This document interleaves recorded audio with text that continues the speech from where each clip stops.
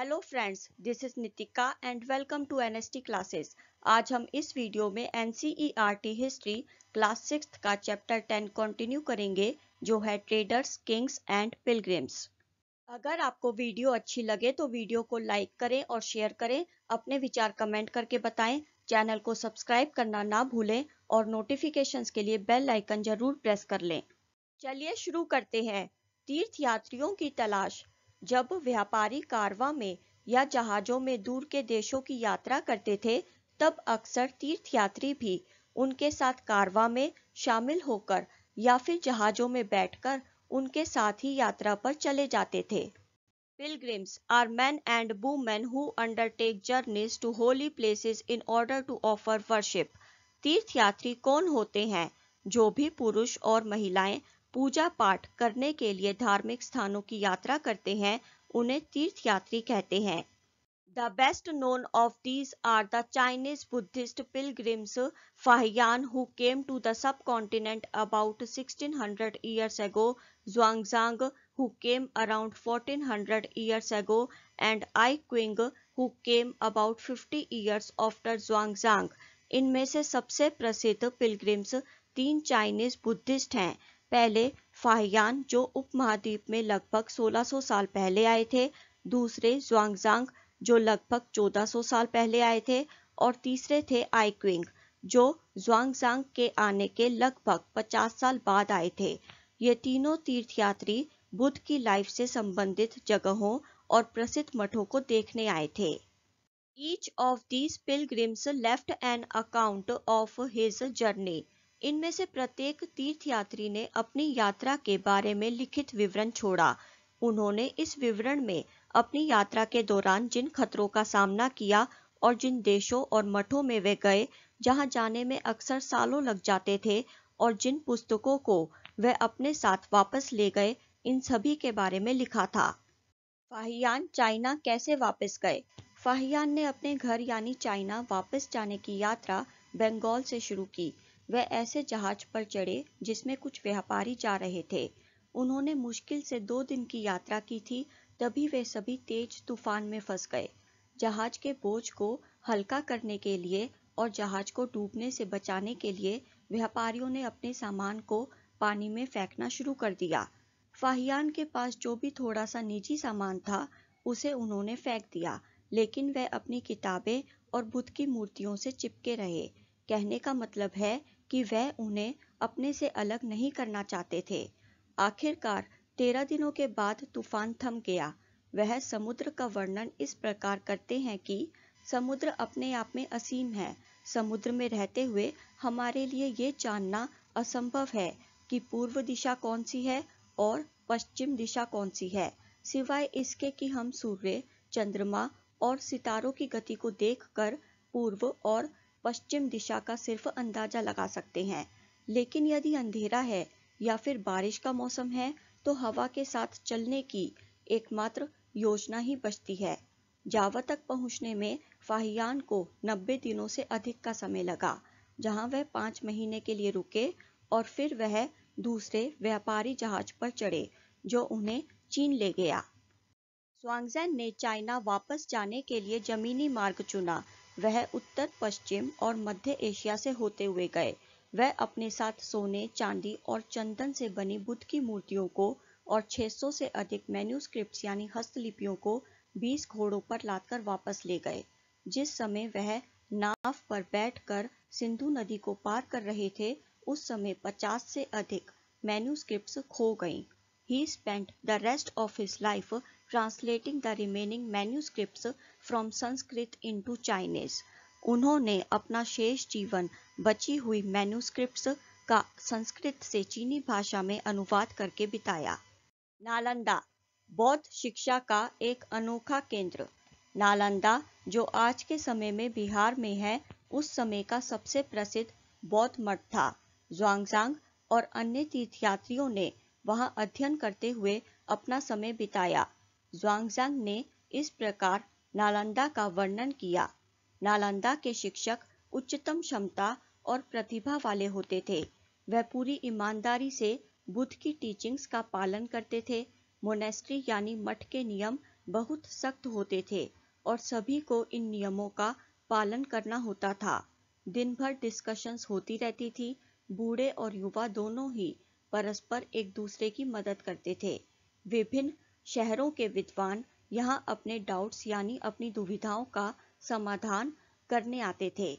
जो भी नए लोग यहाँ आते थे, गेटकीपर उनसे बहुत मुश्किल क्वेश्चंस पूछता था। इन क्वेश्चंस का जवाब देने के बाद ही उन्हें अंदर जाने दिया जाता था। क्वेश्चंस इतने मुश्किल होते थे कि 10 में से 7 या 8 लोग इन क्वेश्चंस का जवाब नहीं दे पाते थे। यानी अगर वे क्वेश्चंस के आंसर देने के काबिल होते थे, तभी वे अंदर जा सकते थे। भक्ति की शुरुआत। यह वह समय भी था जब लोग कुछ देवी देवताओं की पूजा करने को महत्व देने लगे। इन देवी देवताओं को पूजना बाद में हिंदू धर्म की एक केंद्रीय विशेषता बन गया। इन देवी देवताओं में शिव, विष्णु और देवी जैसे दुर्गा शामिल थीं। यह देखिए, यह इमेज एरन मध्य प्रदेश से है। इस इमेज में विष्णु को वराह के रूप में दिखाया गया है। यह भव्य प्रतिमा विष्णु के एक विशेष रूप वराह या बोर की है। पुराणों के अनुसार पानी में डूबी पृथ्वी को बचाने के लिए विष्णु ने बोर यानी वाइल्ड पिग का रूप धारण किया था। यहाँ धरती को नारी के रूप में दिखाया गया है। भक्ति के माध्यम से इन देवी देवताओं की पूजा की जाती थी। भक्ति का यही विचार इस समय में बहुत लोकप्रिय हुआ। जब एक व्यक्ति अपने चुने हुए किसी भी देवता के प्रति श्रद्धा रखता है या फिर उसकी पूजा करने लगता है, उसे भक्ति के रूप में समझा जाता है। चाहे वह कोई भी हो, अमीर हो या गरीब, उच्च जाति का या फिर निम्न जाति से संबंध रखता हो, पुरुष हो या महिला, सभी भक्ति के मार्ग का अनुसरण कर सकते हैं। महाभारत में शामिल हिंदुओं के एक पवित्र ग्रंथ भगवद गीता में भक्ति का विचार मौजूद है। इसमें कृष्ण भगवान अपने भक्त और मित्र अर्जुन से सभी धर्मों को त्यागने और उनकी शरण में आने के लिए कहते हैं, क्योंकि यही अर्जुन को हर बुराई से मुक्त कर सकता है। भक्ति का यह रूप धीरे धीरे देश के विभिन्न हिस्सों में फैल गया। भक्ति के सिस्टम का पालन करने वाले लोगों ने विस्तृत रूप से बलिदान देने की बजाय जिस भी देवी या देवता को वे मानते थे, उनकी भक्ति और व्यक्तिगत पूजा पर जोर दिया। विश्वास की इस मान्यता के अनुसार यदि कोई भक्त अपने चुने हुए देवता की साफ और सच्चे दिल से पूजा करता है, तो वह जिस भी रूप में चाहेगा, देवता उसी रूप में प्रकट होंगे। इसलिए देवी देवता एक इंसानी सोच पर आधारित हो सकते हैं। इन्हें एक इंसान, शेर, पेड़ या किसी अन्य रूप में माना जा सकता है। एक बार जब इन आइडियाज को स्वीकार कर लिया गया, तब कलाकारों ने इन देवी देवताओं के सुंदर चित्र बनाए। भक्ति संस्कृत शब्द भज से आया है, जिसका अर्थ है विभाजित करना या बांटना। यह देवता और भक्त के बीच एक अंतरंग दो तरफा रिलेशनशिप का सुझाव देता है। भक्ति को भागवत की ओर निर्देशित किया जाता है, जिसे अक्सर भगवान के रूप में अनुवादित किया जाता है। लेकिन इसका अर्थ यह भी है कि जिसके पास भाग है और वह साझा करता है। भाग का मतलब सौभाग्य या आनंद। भक्त, जिसे भक्त या भागवत के रूप में जाना जाता है, वह अपने चुने हुए देवता के भाग को शेयर करता है यानी साझा करता है। भक्त के द्वारा रचित एक कविता। बहुत से भक्ति साहित्य हमें बताते हैं कि चाहे लोग अमीर हो, पढ़े लिखे हो या फिर उनका हाई स्टेटस हो, लेकिन ये सब होने से ईश्वर के साथ उनका घनिष्ठ संबंध हो, ऐसा नहीं है। यह पोयम का एक हिस्सा है जिसकी रचना एक शिव भक्त अपार ने तमिल में 1400 साल पहले की थी। अपार एक बड़ा जमींदार था। चलिए पोयम का एक हिस्सा क्या है देखते हैं। सड़ते अंगों वाला, कोढ़ से ग्रसित मनुष्य, वे व्यक्ति जिन्हें ब्राह्मण नीच समझते हैं, यहाँ तक कि स्कैवेंजर भी समझते हैं, जो कूड़े में भोजन ढूंढते हैं या फिर सड़क का कूड़ा हटाते हैं। यदि वे व्यक्ति उनके सेवक यानी भक्त हैं, जो अपने लंबे बालों में गंगा को आश्रय देते हैं यानी शिव, मैं उन सब व्यक्तियों की पूजा करता हूँ। वे मेरे लिए देवता हैं। देवी देवताओं की भक्ति करते करते लोगों के लिए देवी देवता इतने स्पेशल बन गए कि इन देवी देवताओं की मूर्तियों को अक्सर विशेष घरों या स्थानों के भीतर स्थापित किया जाने लगा। ऐसे विशेष स्थान या घर को हम मंदिर कहते हैं। भक्ति ने कला में कुछ बेहतरीन अभिव्यक्तियों को प्रेरित किया, जैसे मूर्तिकला, कविता और वास्तुकला। लोग तरह तरह की भगवान की मूर्तियां बनाने लगे, अपने चुने हुए देवता के लिए कविताएं और भजन लिखने लगे और बहुत सुंदर सुंदर मंदिर का निर्माण करने लगे। हमने पहले चैप्टर में पढ़ा था कि इंडिया शब्द इंडस से आया है। वैसे इंडिया की तरह ही हिंदू शब्द भी इंडस रिवर से आया है। हिंदू शब्द का उपयोग अरब और ईरानियन लोगों द्वारा इंडस नदी के पूर्व में रहने वाले लोगों, उनकी धार्मिक मान्यताओं और सांस्कृतिक प्रथाओं के संदर्भ में किया गया था। हम ये भी कह सकते हैं कि अरब्स और ईरानियंस इंडस नदी के पूर्व में रहने वाले लोगों के लिए हिंदू शब्द का उपयोग करते थे। एल्सवेयर यानी किसी दूसरे स्थान में, लगभग 2000 साल पहले पश्चिम एशिया में ईसाई धर्म उभर कर आया। ईसा मसीह का जन्म बेथलेहम में हुआ था, जो उस समय रोमन साम्राज्य का हिस्सा था। क्राइस्ट ने लोगों को समझाया कि वह संसार के रक्षक हैं। वह संसार को हर बुराई से बचाने आए हैं, यानी वह संसार का भला करने आए हैं। उन्होंने लोगों को एक दूसरे के साथ प्यार से पेश आना और दूसरों पर विश्वास करना भी सिखाया। उन्होंने लोगों से कहा कि जैसा आप चाहते हैं कि दूसरे लोग आपके साथ कैसा व्यवहार करें, बिल्कुल वैसा ही व्यवहार आप दूसरों के साथ करें।